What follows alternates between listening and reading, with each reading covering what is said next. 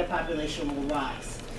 So the reason we want people to be engaged in this process because it can affect you in terms of your school, in terms of your post office, in terms of which district you now reside in, and who represents you. And so that's why we started holding these workshops right here to engage the public into this process, because we all need to participate in this process so that our voices can be heard. So today for our agenda, I have Raynell Cooper, who is a task force member. And he's one of the people that was appointed by the mayor, I believe. It was appointed by the Elections Commission. He was appointed by the Elections Commission to serve on this process. This is a volunteer process. They are spending countless hours doing this work. And this is across the entire city, and there's 11 districts. So I really want to thank him because he's an engineer by trade. And this mapping tool, they've been trying to refine it, but it's not the easiest thing. And we know that in District 10, there's a digital divide, and a lot of people don't even have access to the internet or access to this type of information. So I wanted to make sure that the community is educated on redistricting. So I also have San Francisco Rising. There are community organizations that have been organizing in the community because they knew this process was going to happen after the census. And so they've been meeting with many community groups, and they've come up with a map called the Unity Map.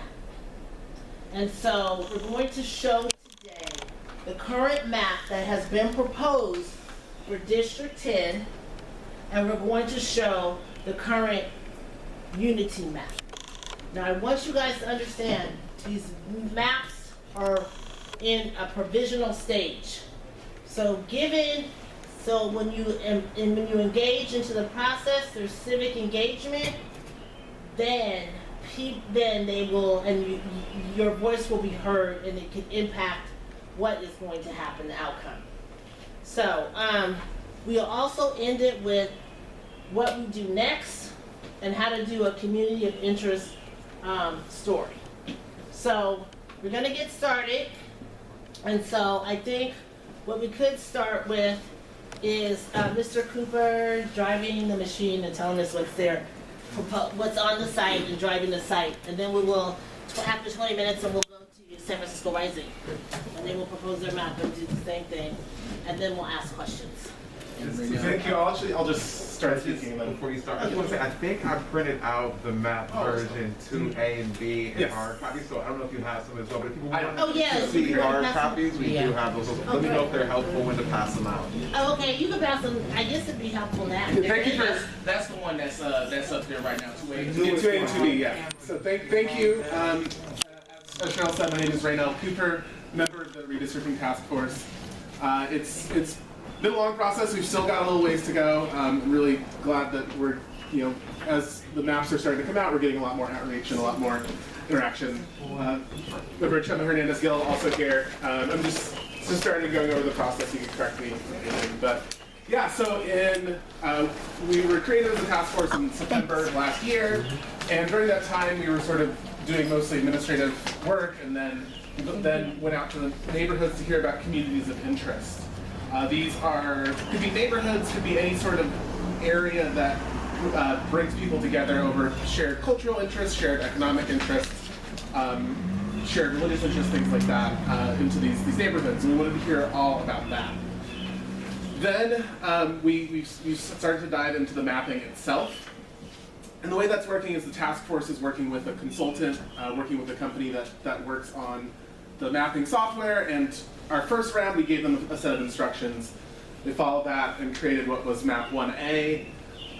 There were some issues with that map, some serious issues with that map, so we went back with them with new instructions, and yesterday afternoon, yesterday evening, the next two maps were created, maps 2A and maps 2B, based on the instructions given by the Redistricting Task Force. from our body, what we're going to do next is on Wednesday, on the 23rd, we're going to meet and discuss maps 2A, maps 2B. We will likely select one of the two maps to move forward with, and then give our consultants more instructions. And then from there, they'll create a 3A, a 3B, perhaps a 3C. And then we're going to do that process a few more times until we get to our final map. We're in a pretty tight window, tight time schedule. April 9th will very much likely be our last major mapping meeting, because that is the map that we have to approve our draft, our final draft that we can then vote on April 13th. We can make minor tweaks to it on that day, but that's kind of our hard deadline, because April 15th is the official deadline in the charter. And that's a very hard deadline, so we will be getting to there. In case you saw map 1A, the biggest difference between map 1A and maps 2A and 2B is that map 1A, we tried to keep all of the districts very similar to each other in population. So just a few hundred off from each other in population. The advantage of that is that you're getting sort of more closer to one person, one vote. The sort of disadvantage is that oftentimes that means that a district that only has a few neighborhoods, that means you have to cut some neighborhoods and make some hard choices. And Q2 made those hard choices, and we went back to them and saying, hey, let's loosen it up a little bit. The charter does allow us to go up to 5% deviation based on keeping these communities and groups together, so we're able to make districts that were off by a little bit more in order to make them a little bit better. So I'll talk in generalities about A and B. I'll let SF Rising will be speaking later, and others, but this map, as I said, just came out tonight, or last night, so not an expert on it entirely. The biggest differences with regards to, I think one thing to note, so A is the blue lines and B is the orange lines, and it's under them. A and B in a lot of the city is actually quite similar. They have identical District 4s, identical District 7s, and very similar District 8s. But this is one of the areas where A and B differ the most. B, with a few minor exceptions, more or less keeps the current boundaries between District 9, District 10, and District 11.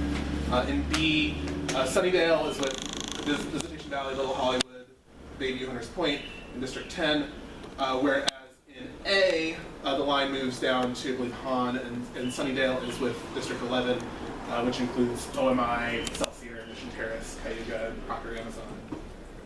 The other big difference is in this area of this sort of the eastern edge of this hill between Visitation Valley and the Portola. B keeps the line at Mansell, while A drops the line down along Gettingen over towards San Bruno. So, and yeah, just for context, the Mansell is currently a line between 9 and 10, and B kind of retains that. So those are the big differences in this part of the city. If you could do me a favor and go up. And if you hover, can you show the stats? Because that's the data, that like, so, okay, so you see, you guys here, these are the stats where you break out the population breakdown and the deviation. So with this current map, what we are seeing, can you explain that to them? So this is 2A, and this is the map that is, trying to remember. Map 2A is the one that's more different. This one that has Sunnydale over in District 11. And in 2A, yeah, you can see the Asian percentage 41% for District 10, 18.3% Black. District 10, 14% Latino, 23% white. If you want to switch to 2B, that Black goes up to 19.5%, Asians at 42%. A lot of that is because of changes in this part of the city. And the directions we gave to Q2 are rather general, so we didn't necessarily say make these changes, make those changes, but we didn't want to see too different. So I just want to say, based on the public testimony that we were engaging earlier in this process, this is the map that we had kind of suggested with the boundaries right here. And you see the population, what it is, the voting, that this is, you see the population, but this is the one in the public interest that we were advocating for, more or less, for D10, right here. And so this is what, yeah, your voices were heard. and if you do me a favor also, and then go up to the District 10 and the northern, sort of to where we are now, up to further north. Yeah, just up a little bit more, yeah. So District 10A and 10B, again, B is the one that keeps sort of the lines closer to as they are now. So in B, the northern border is 16th Street, with an exception for this bump out for the Chase Center, which would become part of District 10 in that map. While 10A has it going further into Mission Bay and then around up to Oracle Park, up that way. Now, so they both sort of cut off at 16th. Both move the Showplace Square area up into District 6. If you want to zoom out just a little bit more, District 6 and District 3 are also probably the two other really big areas of difference between A and B. A has District 6 that include all of the Tenderloin, most of Soma, and then Treasure Island and River Island as well. In B, the Tenderloin mostly actually moves into District 3 with Chinatown, North Beach, Telegraph Hill, and then the District 6 keeps just basically Soma, a little bit of the Tenderloin, and then Mission Bay as well. So, yeah, it's hard to tell them layered on top of each other. I think the paper versions may be a little bit easier to cover. So, on our meeting on the 23rd, we're going to have conversation about all these things. We're also going to hopefully be able to work with Q2 to understand how all these different changes affect each other. I'll give you an interesting example. We asked, based on the community of interest input we received, we asked them to move the border from District 8, District 9, just one block over from Valencia to Guerrero. That was based on the testimony we received. That it feels like a little change, but there's over 8,000 people between Valencia and Guerrero. Almost 1% of the city just live between those two blocks.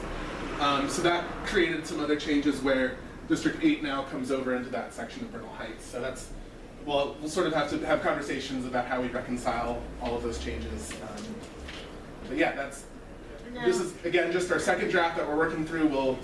We will talk about these drafts on the 23rd, and then we'll hear from the community as well, and then we'll give instructions for Q2 to make new drafts. So yes.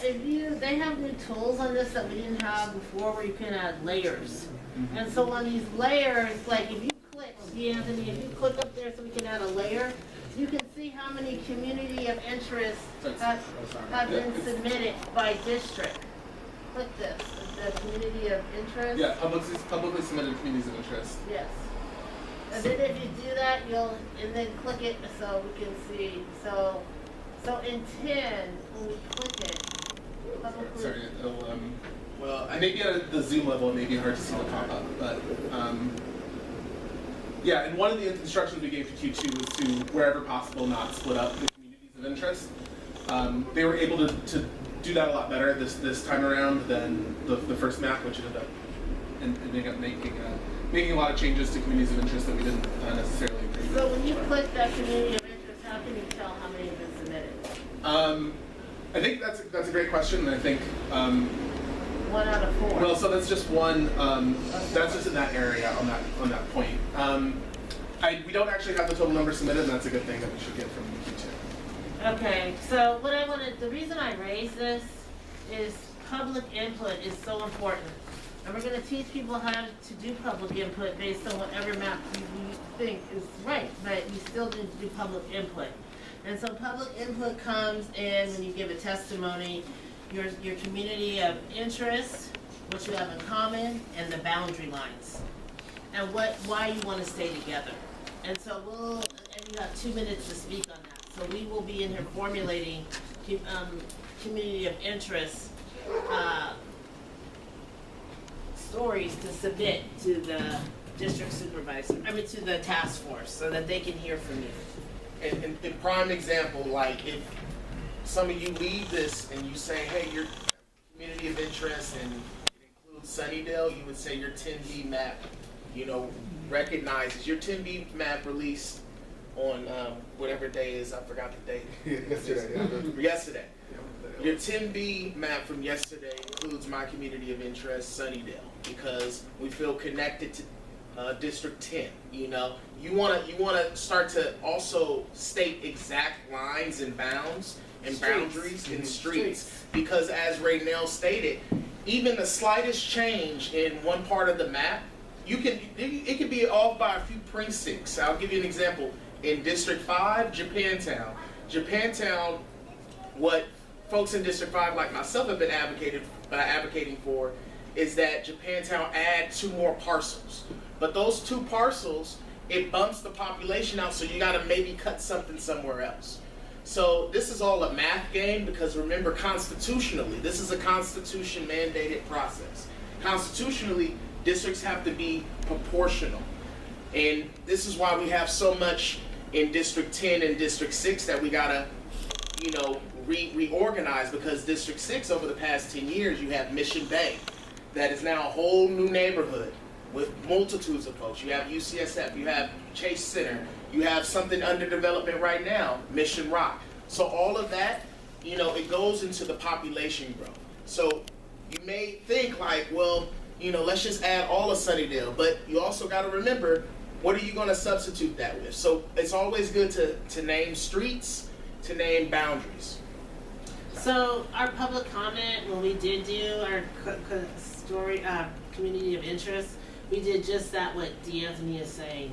And now we see the changes from the community reflect exactly what we said the community of interest was. Because I even believe that General Hospital was out, and we wanted that in, and I see that it was drawn in, so, yeah. And I do want to shout out Chima. I'm so sorry, Chima. So Chima Hernandez-Gill is also another task force member who's serving at, he was it the elections committee? No, I was appointed by the Board of Supervisors. Oh, so Chima was appointed by the Board of Supervisors. And again, he's putting in countless hours, and this is non-paid volunteer work. Good work, but it is volunteer work, so they're doing a lot. And briefly, just want to explain how the redistricting task force works. 3 picks from the supervisors, 3 picks from the mayor, 3 picks from the elections commission. Yeah. We are considering and concerned with and want to make sure that we keep our votes and get as many as we can get. We want to make sure our communities are still connected as District 10. Families, our churches, our, you know, institutions of worship. And so, and then, you know, our park and recs. So this is what we're looking at now that we are achieving. And that's Yeah. And if I may just give a little bit of, background and information about, what motivated me to join, to even throw my hat in the ring. So first of all, before I say all of that, I want to say my day job is as political organizer for SEIU Local 10-1. I say that because we've got a couple 10-1 members, so I appreciate that. So I live over in Rincon Hill, right? I live in a BMR in Rincon Hill. I used to live in the Mission. I got evicted out of the Mission, ended up in the Tenderloin, and then made my way to Rincon Hill, right? I think everybody here knows what a BMR is, hopefully at this point, right? So let me say that was for me the main thing that motivated me. I knew from the very first second that I saw the numbers that the people in the south of Market, in my neighborhood, were underrepresented. We knew that the votes of the people in my neighborhood were worth 40% less than the votes of somebody up in Telegraph Hill or in Russian Hill, right? Because of that change in difference. So that's what I urge you to keep in the back of your heads when you're doing this, to ensure that you're going for that equity in the voting power. We need to make sure that whoever's representing us at City Hall represents roughly the same amount of people, because that is an actual question of equity and equality here in San Francisco, something that we don't have right now at the moment.